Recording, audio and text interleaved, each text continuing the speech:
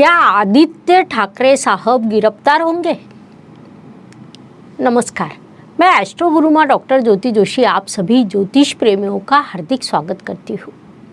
राजनीति हमारा विषय नहीं है, लेकिन पिछले कुछ दिनों में महाराष्ट्र के राजनीति में जो घटनाएं हुई और उनका जो हमने विश्लेषण किया था वह अत्यंत सटीक था। तब ज्योतिष के महानता की अनुभूति सभी को प्राप्त हुई थी। ऐसा लगता है कि महाराष्ट्र की राजनीति अभी भी शांत नहीं होगी। सांसद संजय राउत साहब के गिरफ्तार होने के बाद अशांति और बढ़ गई है। वे पिछले कई दिनों से एक बाजू संभाल रहे थे, लेकिन उनकी गिरफ्तारी से कई लोगों को बड़ा धक्का लगा है। अब आगे किसका नंबर लगेगा, इस पर बड़ी चर्चा हो रही है। उस दृष्टि से आज हम युवा नेता आदित्य ठाकरे साहब के कुंडली का विश्लेषण करेंगे।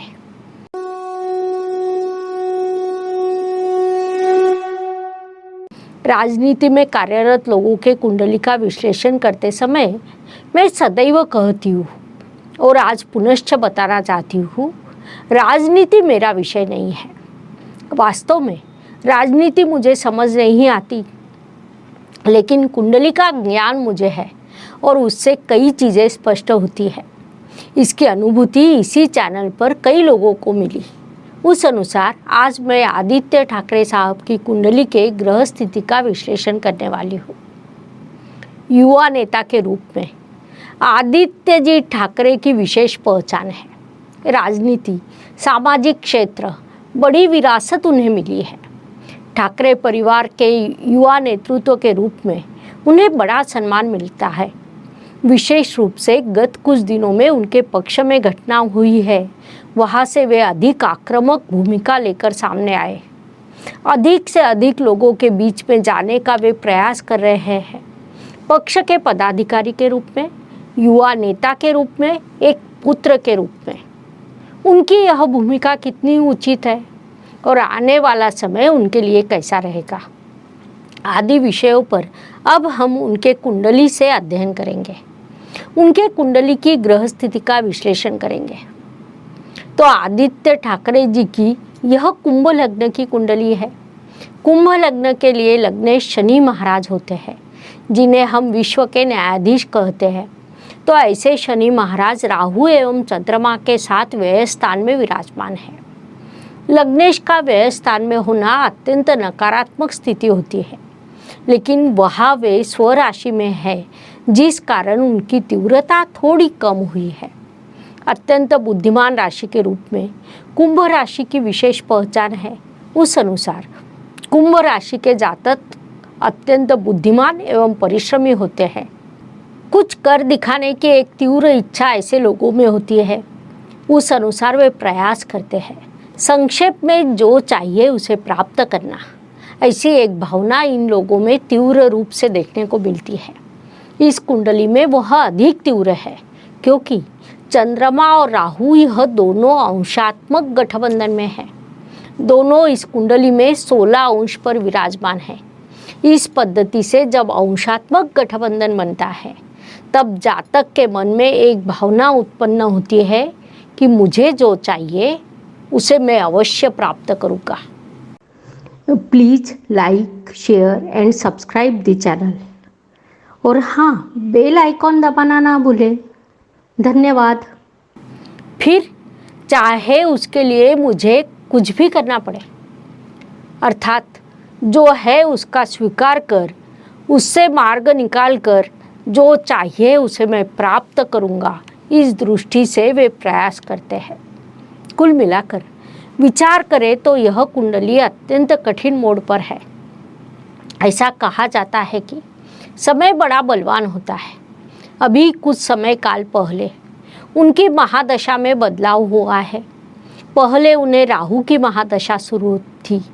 व्यय स्थान का राहु उनके लिए ज़्यादा अधिक अशुभ नहीं था, लेकिन अब उन्हें गुरु ग्रह की महादशा शुरू है। कुंभ लग्न के लिए गुरु अकारक माने जाते हैं, जिस कारण यह महादशा उनके लिए अत्यधिक संघर्ष की रहेगी। अर्थात राहु की महादशा में उनके हाथों से गलतियां हुई है, उसके परिणाम गुरु महादशा में सामने आएंगे। किसी भी ग्रह की महादशा जब शुरू होती है तब पहली अंतर्दशा उसी ग्रह की रहती है। उस अनुसार अब उन्हें गुरु की महादशा, गुरु की अंतर्दशा शुरू है, जो उनके लिए थोड़ी सौम्य रही। मैं सदैव बताती हूँ कि किसी ग्रह की महादशा यदि अशुभ संघर्ष की हो तो उसकी पहली अंतर्दशा सौम्य होती है। उस अनुसार गुरु की महादशा में पहली अंतर्दशा आदित्य ठाकरे जी के लिए सौम्य रही, लेकिन वह केवल अक्टूबर तक है। उसके बाद जीवन में तीव्र प्रसंग उत्पन्न होंगे। विशेष रूप से अक्टूबर से जनवरी का जो समय है वह उनके लिए तीव्र संघर्ष का, अर्थात जिसे हम बंधन योग कहते हैं, वह बंधन योग बड़े स्तर पर कार्यान्वित होते दिखाई दे रहा है, क्योंकि उन्हें गुरु की महादशा शुरू है और अब उन्हें शनि की अंतर्दशा शुरू होगी। गुरु और शनि कुंडली में एक दूसरे से षडाष्टक योग में विराजमान है। शनि ग्रह चंद्रमा और राहु के गठबंधन में है। शनि चंद्रमा से गुरु षष्ठ स्थान में और गुरु से शनि अष्टम स्थान में विराजमान है। कुल मिलाकर यह स्थिति अत्यंत नकारात्मक होती है। उसमें आदित्य ठाकरे जी की कुंडली में लग्नेश व्यय स्थान में राहु चंद्रमा के साथ विराजमान, यह स्थिति भी नकारात्मक स्थिति को दर्शाती है। यहाँ बंधन योग कार्यान्वित होते दिखाई दे रहा है।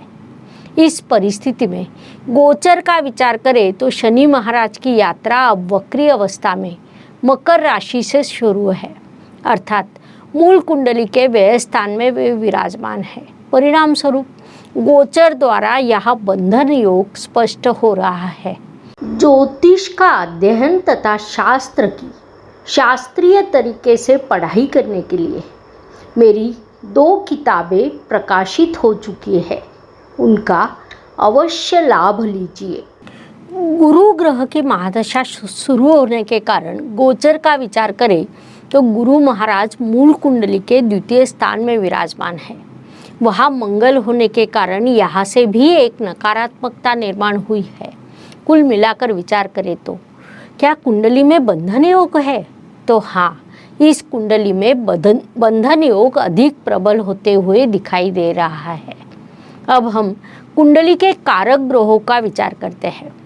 कुंभ लग्न की यह कुंडली होने के कारण सबसे अधिक कारक ग्रह यदि कोई है तो वह शुक्र, क्योंकि कुंभ लग्न एवं मकर राशि के लिए शुक्र ग्रह राजयोग कारक माना जाता है। लेकिन इस कुंडली में शुक्र ग्रह शत्रु की राशि में विराजमान है। परिणाम स्वरूप यहाँ से भी एक नकारात्मकता दिखाई देती है।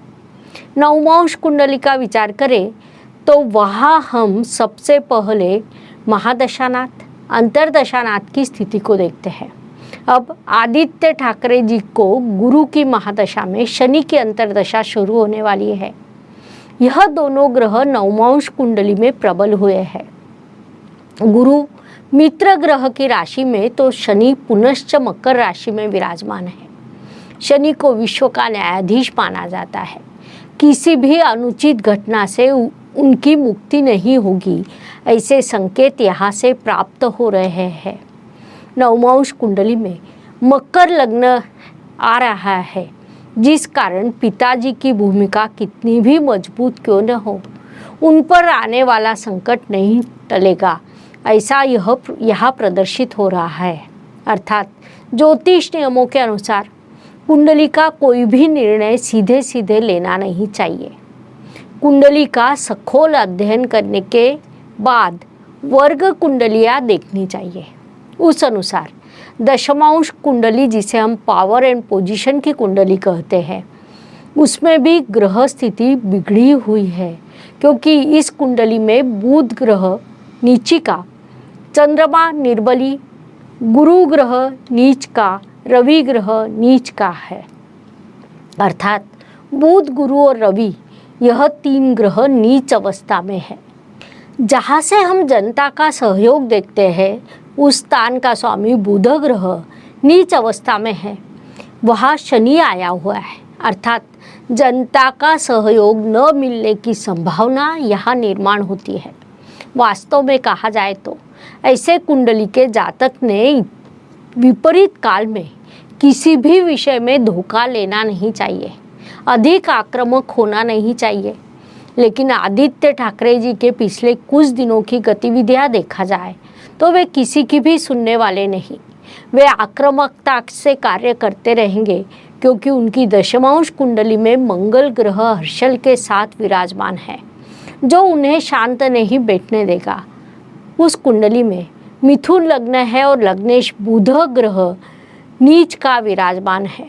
परिणाम स्वरूप वे जो कार्य करेंगे उससे उनका खुद का नुकसान होगा। अर्थात एक ओर वे अत्यंत आक्रामक रहेंगे तो दूसरी ओर वे अपने ही हाथों से अपना नुकसान करेंगे। ऐसे संकेत उनकी कुंडली दे रही है। ऐसी परिस्थिति हो तो व्यक्ति ने शांत रहना चाहिए। वास्तव में प्रत्यक्ष राजनीति प्रवेश करने का समय गलत था, ऐसा हम कह सकते हैं। इसीलिए आज उन्हें इतना संघर्ष करना पड़ रहा है। संक्षेप में कहा जाए तो आने वाला समय महाराष्ट्र के राजनीति अधिक अशांत होने की संभावना को नकारा नहीं जाएगा। आदित्य ठाकरे साहब के कुंडली का विश्लेषण करने के लिए इतनी जानकारी पर्याप्त है। पुनश्च अवश्य मिलेंगे। धन्यवाद। शुभम भवतु। जय ज्योतिष। Please like, share and subscribe the channel. और हाँ, बेल आइकॉन दबाना ना भूलें। धन्यवाद।